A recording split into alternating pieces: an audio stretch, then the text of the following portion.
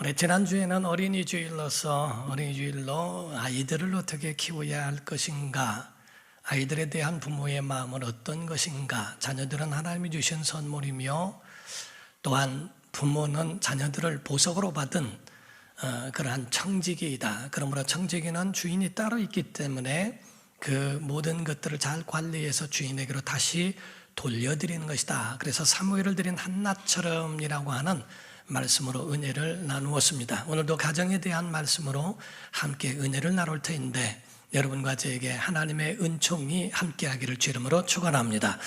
교회라고 하는 것은, 교회는 하나님이 교회 안에 구원의 비밀을 주셨어요. 그 구원의 비밀은 구원의 열쇠입니다. 그리고 가정에는 행복의 비밀을 알려주셨고 행복의 비밀에 대한 열쇠도 그 가운데 주셨습니다. 그러므로 하나님은 이와 같은 교회에서나 가정에서 이와 같은 구원과 행복에 대한 비밀을 발견하고 누리고 그리고 그것을 가정 안에 머물도록 사용할 수 있도록 그렇게 허락하셨다는 거지요.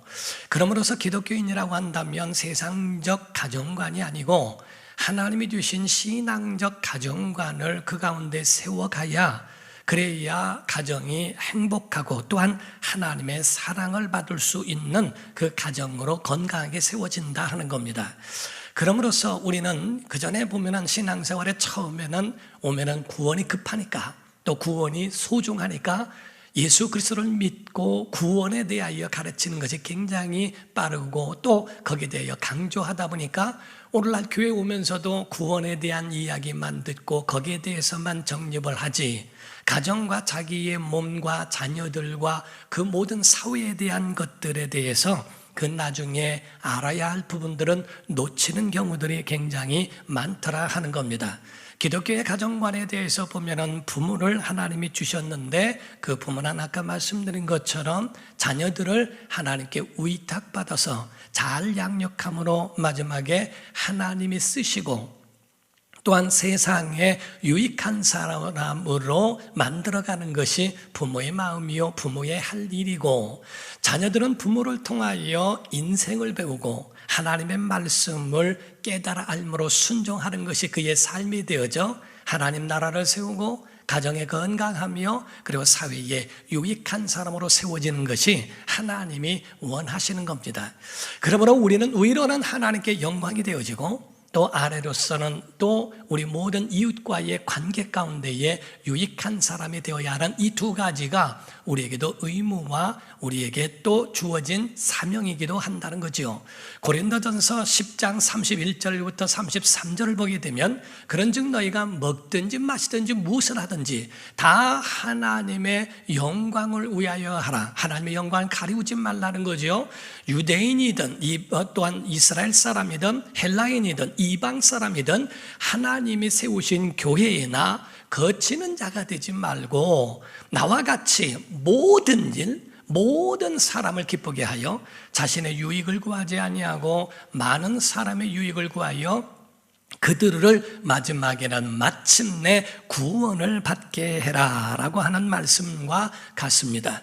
그럼으로써 이와 같이 교회 안에 우리가 온다는 것은 하나님만 믿어라, 예수만 믿어라 이것만 가지고 말하는 게 아니라 건강한 가정으로, 건강한 삶으로, 건강한 자녀들과 부모에 대하여 어떻게 행할지에 대해서 알려주게 된다 하는 거죠. 우리가 정통 기독교에 대하여 아십니까? 정통 기독교에는, 자 아멘 합시다, 영혼을 사랑합니다, 가정을 사랑합니다, 부모를 공경합니다, 나라와 민족을 사랑합니다. 바로 이것이 바로 정통 기독교입니다. 생명을 사랑하고 가정을 사랑하고 영혼을 사랑하고 나라와 민족을 사랑하게 하는 거죠. 이단과 사이비의 공통점은 오직 자기만 사랑하라는 겁니다. 오직 자기 집단만 사랑하라는 거예요. 가정도 때려치고 가정도 다 폭파시켜버리고 아주 서투르면 가출해 나와버리고 자기 집단에서 합숙하면서 오직 자기의 사람으로만 만들어내는 그릇된 곳에 가는 것, 이것이 이단이요 사이비의 공통점이라고 볼 수 있는 겁니다. 그러므로 신앙인들이 믿음을 정립하지 않으면, 믿음을 바로 세우지 않으면 이와 같이 이단과 사이비에도 흔들리고 또한 그렇지 않은 정통적인 가정에 있다 할지라도 신앙을 가졌어도 그 가운데에 흔들거리는 경우도 없지 않아 있더라는 거죠. 신앙인들은 신앙만이 아니라 우리의 삶도 우리가 외면할 수 없는 것은 하나님이 우리에게 가르쳐 주시고 우리에게 명령하신 것이기 때문에 그렇습니다. 여러분, 우리가 사랑할진대, 사랑이란 말로 말씀을 드리면 자녀에 대한 사랑, 자녀 사랑은 되는 사랑입니다. 그래서 자녀의 사랑은 성경에 자녀를 사랑하라라는 말씀이 한 구절 없습니다. 왜냐하면 그 마음속에 자녀를 낳으면 당연히 사랑하라는 마음을 하나님이 주셨기 때문에 아래로 내려 사랑이라고 큰 내려 사랑으로 그 마음속에 얼마나 크고 마음속에 가지고 있는 그러한 애틋한 마음이 있는지 몰라요. 속담에 말하기를 부모는 산내에 묻지만은 자녀는 가슴에 묻는다는 말이 있습니다. 이와 같이 그 마음속에 애절한 사랑으로 되는 사랑을 이야기합니다. 부모에 대한 사랑, 공경, 이것은 되는 사랑이 아니에요. 이건 교육해야 하고 가르쳐야 합니다. 그것이 얼마나 힘든지 몰라요. 그래서 하나님께서는 계명으로 두신 겁니다. 내 부모를 공경하라 라고 그렇게 계명을 두심으로써, 그래서 어렵지만은 부모를 공경하고 부모에 대하여 그와 같이 행하면 하나님이 그들에 대하여 복을 넉넉히 주시겠대요. 두둑하게 보너스가 있는 계명이 바로 부모를 공경하라고 하는 것인 겁니다. 그래서 부모는 하는 사랑이지 되는 사랑이 아닙니다. 그럼 부부는 어떨까? 부부는 처음에 연애할 때는 되는 사랑입니다. 그래서 안전벨트를 해줄 때도 당신과 나의 연결해주는 안전벨트 이래가면서 채워주는데, 결혼해서 애 둘 낳고 나면은 빨리 벨트에 이 양반아 지금 스티커 끊으면 어떡하라고 그러라고 딱지 때 해가면서 소리 지릅니다. 아주 결혼할 때는 되는 사랑이요, 부산이 있는데 나 데리러 오면 안 돼, 아유 4시간밖에 안 걸려, 염려하지 마 이랬던 사람이 애 둘 만나면은 같은 동네에 있어도 택시 타고 와 이 양반아 소리 질러가면서, 바로 처음에는 왜 그게냐면은 익숙함 때문이라고 이야기합니다. 처음에는 봤을 때에 굉장히 좋고 잘생겼고 예쁘고 멋있고 모든 일에 흠이 없는 사람으로 보여지는 것이 2, 3년만 지나면 익숙함 때문에 그거를 못 느낀다고 합니다.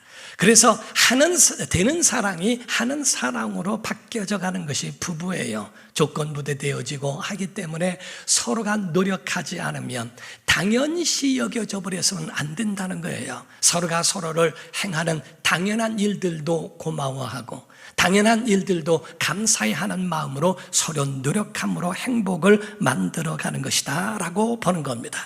행복에 대한 원리가 있는데 그 원리를 아멘 합시다. 복은 하나님이 주시는 겁니다. 사랑은 하는 겁니다. 행복은 만들어 가는 겁니다. 그러므로써 사람들이 복을 만드는 줄 알아요. 그렇지 않습니다. 복은 하나님이 주시는 거예요. 창세기에도 보면은 하나님이 그들에게 복을 주어 창세기 1장에서부터 요한계시록까지 하나님의 복을 주셨다 이렇게 돼 있지, 복은 그냥 거저 생기는 게 아니라는 거지요. 사랑은 하는 겁니다. 명령이니까 사랑을 하려고 노력하는 것이고, 행복은 함께 어우러져 하모니를 이루어 그 가운데 함께 만들어 가려고 하는 것이, 그것이 행복이라 하는 겁니다. 가정은 정원과 같아서, 그래서 가정은 정원과 같아서 가꾸지 않으면 정글이 되어지는 것처럼 가정은 서로가 서로에 의하여 서로가 가꾸어지며 또한 노력하여 행복을 만들어갈 수 있다라는 거지요. 누구 하나만 잘한다고 하면은 그로 인하여 희생은 될 수 있을지 몰라도 행복은 서로가 만들지 않으면 안 된다는 것, 서로가 맞아야 한다는 거지요. 영국의 여왕이 몽고의 왕에게 한 번은 그 가운데에 그 외교를 위해서 그 가운데에 강아지를, 아주 전통 있고 족보 있는 강아지를 선물을 해줬답니다. 그래서 그거를 주고 난 다음에 얼마 후에 이제 외교 관계로 인해서 같이 만나게 됐는데 그 생각이 난 거예요.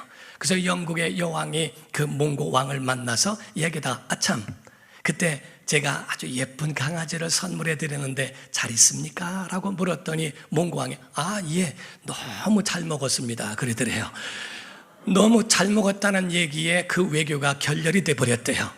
그러니까 그 영국에 있는 곳에서는, 서양에서는 이 강아지나 이런 것을 짐승을 굉장히 사랑하는데, 그런데 몽고에서는 잘 해먹었다고 해버리니까 문화적 차이가 있고 벌써 대하는 개념 차이에 의하여 서로가 맞지 않으므로 외교가 결렬이 됐다는 우스운 얘기가 있죠.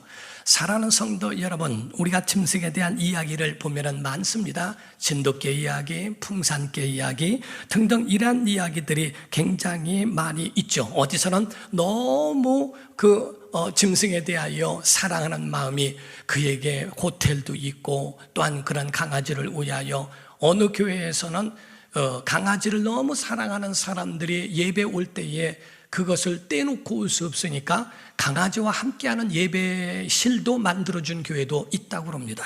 그러할 만큼 너무 과한 데도 있고, 어디서는 그거를 해먹는 또 너무 또 안타까운 일들도 없지 않아 있는 건 이 모두가 다 개념이 틀리기 때문이라는 거지요. 가정도 마찬가지예요. 부부가 같이 만났지만은 사상이 다르고 생각이 다를 수 있어요.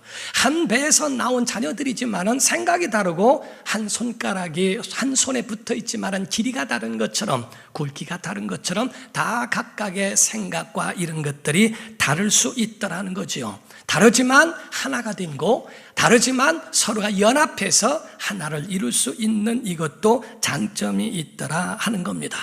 신앙생활이 가정생활에 도움이 되기는 하지만, 구원을 외에 있는 그런 것들도 도움이 되긴 하지만, 신앙생활을 한다 하면서도 가정이 실패하는 원인이 뭔지 아십니까? 구원에만 너무 집착하고 있고 하나님의 섭리 가운데 있는 가정과 삶에 대하여 놓치는 부분, 등한히 여기고 있는 부분 때문에 그렇습니다.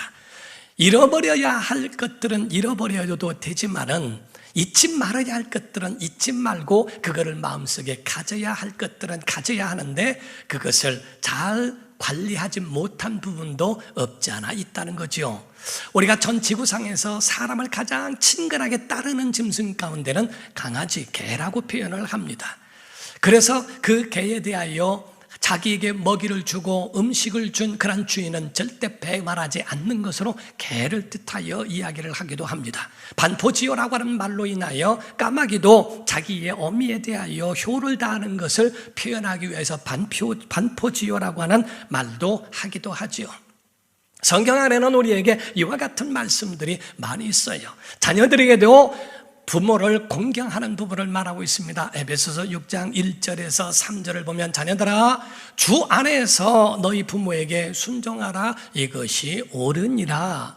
내 아버지와 어머니를 공경하라, 이것은 약속이 있는 첫 계명이니 이로써 내가 잘되고 땅에서 장수하리라 라고 되어 있어요.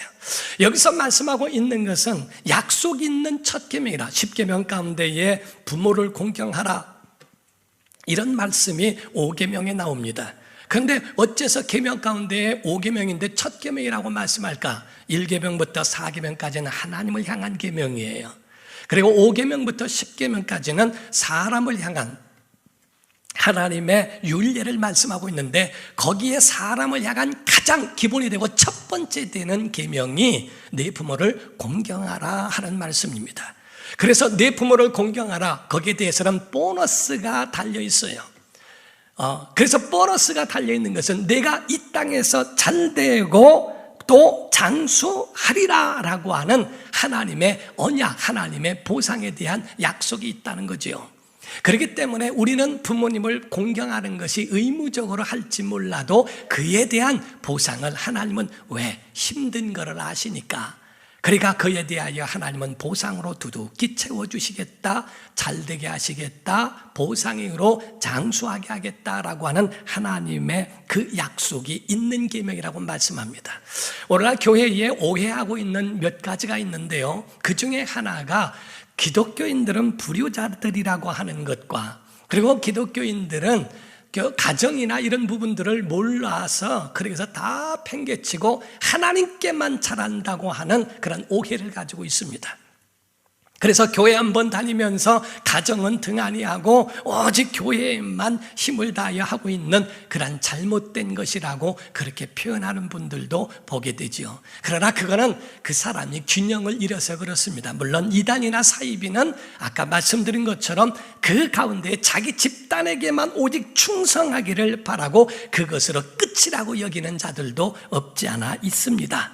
그러나 기독교의 정통이라고 하더라도 잘못된 것을 가르쳐 오늘 주님은 말씀하고 있다 하는 겁니다. 그 말씀에 대하여 이걸 가르쳐 고르반이라고 말씀을 했어요. 오늘 본문 말씀의 11절부터 13절을 보게 되면 너희는 이르되 사람이 아버지에게나 어머니에게나 말하기를 내가 드리어 유익하게 할 것이 고르반 곧 하나님께만 드림이 되었다고만 하면 그만이다 하고 자기 아버지나 어머니에게 다시 아무것도 하여 드리기를 허락하지 아니하여 너희가 전한 전통으로 하나님의 말씀을 폐하여 또 이 같은 일을 많이 행하느니라 라고 말씀하셨어요.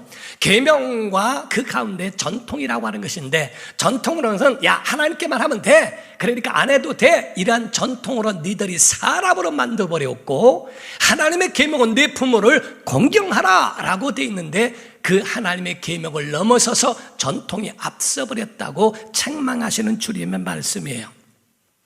기독교인 가운데도 고르반 하는 경우가 있습니다. 기독교인 가운데도 하나님께만 하면 됐지 사람에게 또는 아주 가까운 부모에게는 돌아보지 않아도 상관이 없다고 오해하고 착각하는 사람들도 있다라는 거죠. 그래서 기독교인들은 불효자식이다라고 표현하지만은 사랑하는 성도 여러분, 여러분들에게 말씀드리지만은 기독교처럼 부모에게 효도하며 부모에 대하여 정말 철저한 질서에 대하여 말하고 있는 것이 과연 기독교만큼 있을까라고 하리만큼 그런 구절들은 굉장히 많이 있습니다. 오늘 본문 말씀을 먼저 보면요, 9절에서 10절을 보면은요, 또 이르시되 너희가 너희 전통을 지키려고, 아까 고르반이죠, 하나님의 계명은 내 부모를 공경하라는 10계명 가운데 있는 계명입니다. 잘 저버리는도다. 모세는 내 부모를 공경하라 하고 또 아버지나 어머니를 모욕하는 자는 죽임을 당할 것이다 라고 했다고 말을 하고 있습니다. 내 부모에 대하여 어떻게 하는가? 그 말씀에 대하여 어떤 말씀의 구절을 말하냐면 출애굽기 21장을 보게 되면 15절 이하에 자기 아버지나 어머니를 치는 자는, 때리는 자는 반드시 죽여라 라고 율법에 되어 있고요, 17절에 자기 아버지나 어머니를 저주하는 자도 반드시 죽이라고 되어 있습니다. 그 후에 신약의 와서는 디모데전서의 5장 8절에 누구든지 자기 친족, 특히 자기 가족을 돌보지 아니하면 믿음을 배반한 자요, 그리스도인이 아니라는 거죠. 불신자보다 더 악하다고 말을 하고 있습니다. 가족은 모두가 다 건강하기 위해서 자녀들도 부모에 대한 순종과 함께 부모에 의해서 또 자녀들도 바로 어우러지는 행복함을 서로가 같이 어우러져야 한다는 것. 부모를 모욕하거나 부모를 치거나 하는 자, 저주하거나 하는 그런 자들에 대하여 바로 그들은 죽음을 당한다라고 이야기를 합니다. 건강한 가정을 위해서는요, 한쪽으로 치우쳐서는 안 됩니다. 지금 시대에서는 하고 나에게 다 효도해라 하고 그들에 대하여 윽박지로 그들에게 강압적으로 한다고 효도를 받는 시대가 아닙니다. 부모의 마음속 가운데는 자녀들이 그냥 부모에게 연락도 못하고 하더라도 바빠서 그렇게 하겠지, 그리고 그들에 대하여 정말 자기들만이라도 행복하게 살면 그것으로 족하다라는 마음으로 내려놔야 하고요. 아멘 좀 해보시옵소서. 네. 자녀들은 똑같이 부모에 대하여 우리가 조금이라도 부모를 공경하라고 하는 그 계명은 부모가 계실 때까지만입니다. 그래서 그 부모가 돌아가시면 얼마나 후회되는지 아십니까? 부모가 세상을 떠나실 때에 가장 신기한 거는요, 잘한 건 생각도 안 나요. 꼭 못한 것만 생각나고, 어머니에게 대든 것만 생각나고, 한마디 써붙인 것만 생각나고, 찾아뵙지 못한 것만 생각나고, 그 시간이라는 게 그렇게 많지 않다는 거거든요. 그러므로서 자녀들의 마음에는 그 홀로 대신 또는 친이 계시다면 그에 대하여 최선을 다하여 봉양하겠다는 마음으로 함께 어우러져야 그 그래야 행복한 거거든요. 부모는 자녀에 대하여 잘만 살면 됐지 이것으로 만들어 놓지만은 자녀들은 자기의 의무를 다함으로써 부모의 기쁨이 되고 부모의 즐거움이 되게 하라는 겁니다. 성경에 보게 되면은요, 부모가 자기 자녀에 대하여 편애하지 말고 그들을 잘만 양육한다면, 며느리도 며느리라고 생각하지 말고 딸이라고 여긴다면 전혀 문제될 게 없다는 겁니다. 성경의 룻기에 보게 되면 1장 11절부터 13절을 보면 나옴이라는 여자가 나옵니다. 그 가운데에 두 며느리가 있는데 아들 둘이 세상을 떠났어요. 두 며느리를 이제 젊은데 그에 대하여 말하는 말을 얘기합니다. 며느리입니다. 딸이 아닙니다. 나오미가 이르되 내 딸들아 돌아가라. 너희가 어찌 나와 함께 하려느냐? 내 태중에 너희의 남편 될 아들들이 아직 있느냐? 내 딸들아 되돌아가라. 나는 늙었으니 남편을 두지 못할지라. 가령 내가 소망이 있다고 말한다든지 오늘 밤에 남편을 두고 아들들을 낳는다 하더라도 너희가 어찌 그들이 자라기를 기다리겠으며 어찌 남편 없이 지내겠다고 결심하겠느냐? 내 딸들아 그렇지 아니하니라. 여호와의 손이 나를 치셨으므로 나는 너희로 말미암아 더욱 마음이 아프도다. 이렇게 말하죠. 자기 며느리를 향해서도 내 딸들아 내 딸들아 내 딸들아 넌 내 딸이다 라고 이야기하고, 딸로서 사랑을 받은 그 가운데에 있게 되면 어머니 어머니 하는 것이 그게 얼마나 행복할까. 아주 혹독한 시어머니가 돼도 문제가 되고요, 전혀 시어머니 시아버지에게 전혀 인사를 하지도 않고 밥을 먹었는지 뭐 했는지 한 번 연락이 없는 그런 자녀들도 신앙인이 아니라는 거죠. 어떤 며느리는 얼마나 시아버지 시어머니에게 단련을 받아서 상처를 받았던지 시금치도 안 먹는데요, 아주 씨자 들어간 건 하지도 않는데요, 하듯이 그렇게 되어져서는 기독교인 가운데서는 그런 마음이 나오거나 그런 이야기가 나와서는 안 됩니다. 부모는 마음을 내려놓을 줄 알아야 하고 자녀들은 부모에 대하여 존경하고 공경하는 그 마음이 그 속에 있어야 한다 하는 거지요. 가정은 꽃과 같아서 너무 물을 많이 줘도 썩고요, 너무 물을 주지 않아도 메말라 버리고 마는 것이 가정이라 하는 겁니다. 너무 큰 기대는 하지 말라는 거지요. 오죽하면은요, 어떤 젊은 엄마가 자기 아이에게 이야기합니다. 아, 사랑하는 아들 너 커서 뭐 될래? 그랬더니 대통령. 아이고 그래, 아이고 역시 우리 아들이다 딱 안으면서, 그럼 너 대통령 되면 엄마는 뭐 시켜줄래? 그랬더니 짜장면. 그러더래요. 그래서 짜장면은 니나 먹고 살아라 그러고 데려놨답니다. 더 큰 기대를 가질 필요도 없고 그 가운데 그들만 기쁘고 행복하게 살면 그것으로 끝이지라고 하는데, 더 해주면 감사하고 더 많은 것으로 같이 함께 해주면 거기에 대해서 감사가 풍성한 것이 되는데, 모두가 부부도 그렇고 부모와 자녀들도 모두가 다 당연히 여길 때 문제가 되는 거예요. 부모니까 당연히 자녀들 양육해야지, 자녀니까 부모를 당연히 공경해야지, 부부니까 당신 남편이니까 아내니까 당연히 해야지, 이 당연이라고 하는 것이 감사를 잃어버리게 만들더라 하는 겁니다. 일단 나이가 많으신, 연세가 많으신 분들의 그 의견이 틀릴 수도 있고 그 의견이 수용하기 힘들다 할지라도 자녀들은 일단은 수용해야 됩니다. 그리고 그 후에 아버지, 어머니 이건 이러이러한데 어떻게 했으면 좋을까요? 하고 다시 상의하면서 돌아가면 되는 것이지, 아버지와 어머니와 말하고 있는 의견이 맞지 않다고 대립을 하거나 거기에 대해서 그 마음을 상하게 하는 것은 그리스도의 마음이 아니라고 하는 거죠. 우리가 장로교 가운데 보게 되면 대요리문답이라고 하는 것에 이 땅에 있는 4가지 권위자, 4가지 부모가 있다고 이야기합니다. 첫 번째 부모가 나를 낳아준 육신의 부모, 그런 뿌리라는 거지요. 당연히 공경할 대상이라 하는 겁니다. 두 번째 부모는 믿음의 부모라고 말하고 있는데요, 조금만 더 설명을 하게 되면 그리스도 안에서 믿음으로 양육되어지고 영혼을 낳게 한 믿음의 부모가 목회자라고 하는 것을 말합니다. 고린도전서 4장 15절에 보게 되면 그리스도 안에서 1만 스승이 있으되 아버지는 많지 아니하니, 사도 바울이 말합니다. 그리스도 예수 안에서 내가 복음으로써 너희를 낳았다고 그렇게 표현하고 있습니다. 사도 바울은 나이가 든 다음에 감옥에 갇힌 신세가 됐어요. 복음을 전하다가 감옥에 갇히고 있는 그러한 신세 가운데서도 복음으로 전도한 오네시모에 대하여도 그렇게 표현하고 있습니다. 빌레몬서 1장 9절에서 10절을 보면 도리어 사랑으로서 간구하노라. 나이가 많은 나 바울은 지금 또 예수 그리스도를 위하여 갇힌 자되어 감옥에 갇혀 있죠. 갇힌 중에 낳은 아들 오네시모를 위하여 내게 간구하노라 이렇게 말합니다.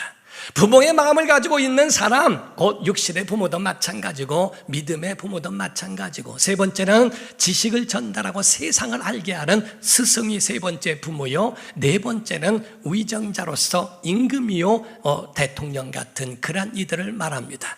지금은 존경을 받지 못하는 이런 것이나 이런 것들도 없지 않아 있어서 각각 의견은 다르지만은, 그러나 이 넷을 가르쳐 대의문답에는 바로 이 부모에 대한 그 권위에 대하여 이야기하고 있습니다. 사랑하는 성도 여러분, 우리가 부모를 통해서는 인생을 배웁니다. 그리고 목회자를 통해서는 신앙을 배우고, 스승을 통해 세상을 배우며, 그리고 위정자에 대한 대통령을 통해서, 왕을 통해서는 애국이라고 하는 것을 배우게 된다는 거죠. 기독교에 효의 원칙이 있으니 그 효의 원칙은 다른 것이 아니라 공경하는 것이요, 두 번째는 살아계실 때 하는 겁니다. 아멘. 살아계실 때 하는 것이 기독교의 효도예요. 제사상 차려놓고 상다리 부러지게 차려드린들 부모가 와서 하나 잡숫기나 하십니까? 그 가운데 아무리 좋은 것들로 만들어 놓고 그 가운데 오셔서 잡수라고 한들 누구 부모가 와서 그거를 한 개라도 잡수실 수 있느냐 이게. 자기들끼리 제삿날이라 만나서 이것저것 하고 술 먹고 뭐 하다가 같이 있었던 구부렸던 이런 마음들을 가지고 술 먹어가면서 소리 질러가며 싸움이나 하고 하는 그런 모습들을 너무나 많이 봅니다. 기독교에서는 추모 예배라는 것이 있는데, 추모 예배는 몇 가지 의의가 있어요. 원래 예배라는 말은 하나님께만 드리는 겁니다. 그래서 예배라고 하는 건 하나님께 드리는 것, 곧 우리 가정, 믿음의 가정 되게 하신 것에 대하여 감사하며 하나님 앞에 영광을 올려드리는 것이고, 두 번째로는 부모님의 기일을 맞이했지만 그분이 이 땅에 계실 동안에 믿음을 갖게 하셨고, 그 믿음으로 또 믿음이 없었던 부모라 할지라도 자녀를 위하여 얼마나 많은 희생과 자녀를 위한 많은 기도로 또 많은 마음으로서 이와 같이 자손들이 이렇게 있다고 하는 것에 대한 감사가 있고, 세 번째로는 자손들이 부모를 공경할 수 있고 미래에 대한 천국에서 다시 만날 소망을 갖추며 예배하는 것을 가르쳐 추모 예배라고 그렇게 표현하고 있는 겁니다. 사랑하는 성도 여러분, 공경이란 말은 다른 말이 아닙니다.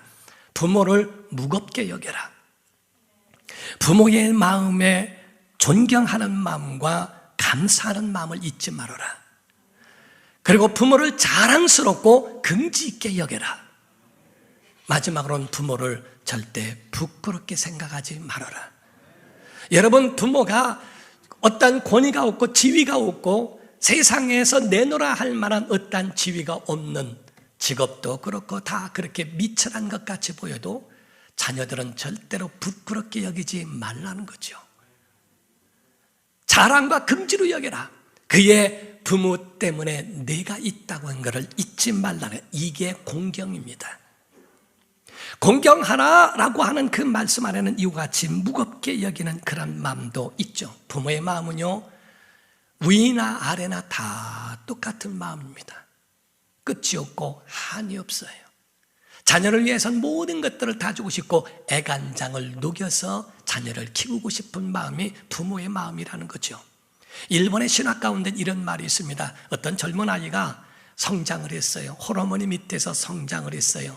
잘 성장했는데 여자친구를 사귀게 됐는데 갑자기 아파서 병원에 갔더니 진찰한 결과 여기서 살아나기 힘들다는 겁니다.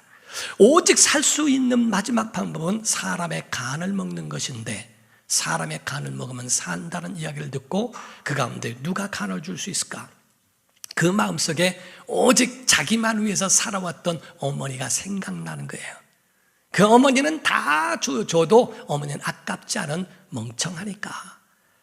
그래서 엄마는 나에겐 모든 걸 다 주는 거니까 쫓아가서 어머니를 죽이고 간을 빼서 그 간을 들고 그 병원에 갔다는 겁니다. 가고 있는데 어머니의 혼이 따라오면서 아들에게 이야기해드려요. 아들아, 천천히 가라. 너 넘어지면 무릎 다친다.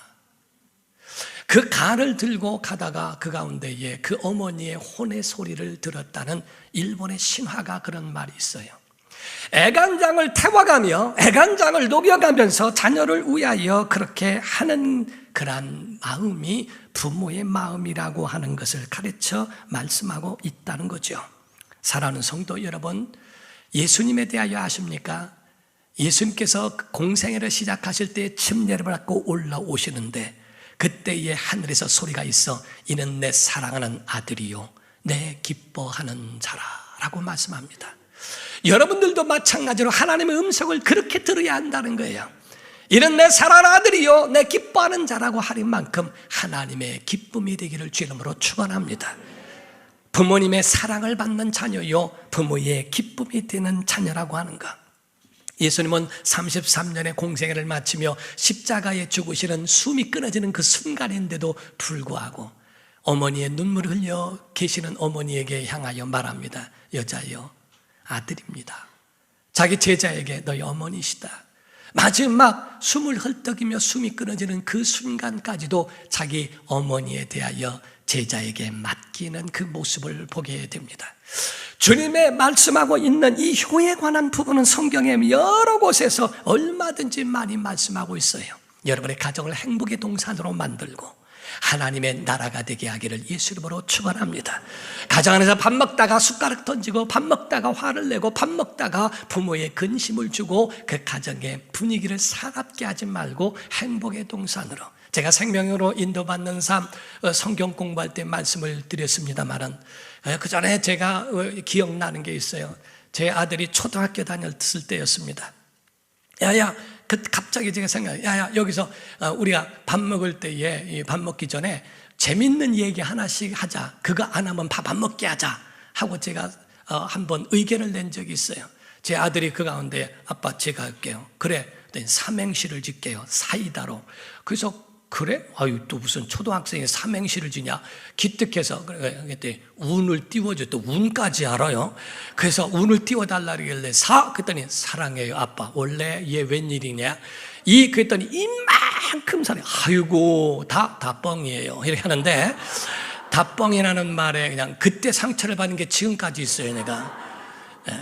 사랑하는 성도 여러분, 가정에 얼마나 행복하고 가정에 즐거운 동산이 되게 하라는 겁니다. 하나님의 나라가 되게 하기를 주 이름으로 축원합니다. 여러분, 부모에게 전화가 왔거들랑 그 전화를 먼저 끊지 말고, 문자를 해거들랑 문자도 여러분들이 먼저 끊지 말고, 부모에게 전화가 왔거들랑 소리 지르지 말고, 부모와 함께 대화하는 가운데 허물이 보이거들랑 그 부모의 허물도 덮어주는가. 창세기에 보면은 노아라는 사람이 있습니다. 셈과 함과 야벳이 있는데 하루는 노아가 그 포도 실과를 하다가 나중에는 그것에 취해가지고서 옷을 다 벗어버렸죠.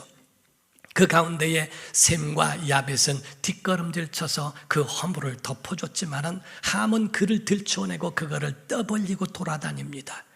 그러함으로써 성경은 말씀하기를 셈과 야벳은 하나님이 복을 주셨고 자기 부모의 허물을 들춰낸 자에 대하여 함에게는 그에게 대하여 저주가 임했다라는 말씀도 있습니다.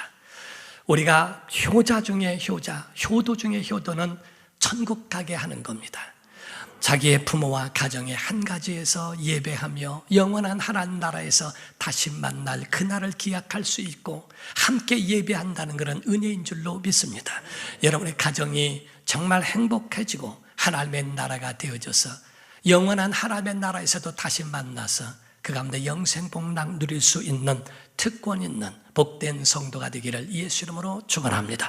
기도하겠습니다. 이 시간에 다 같이 통성으로 기도하실 때 하나님 우리에게 은혜를 베풀어 주시고 정말 부모를 다시 한번 생각할 수 있는 공경하는 마음이 우리 안에 임할 수 있도록 주님 우리 마음을 붙잡아 달라고 우리 안에 이와 같은 마음이 생겨나도록 지켜달라고 은혜 달라고 우리 여러분의 마음을 위하여, 또 주님을 향한, 또 부모님을 건강을 위하여 우리 다 같이 간절한 마음으로 통성으로 기도합니다.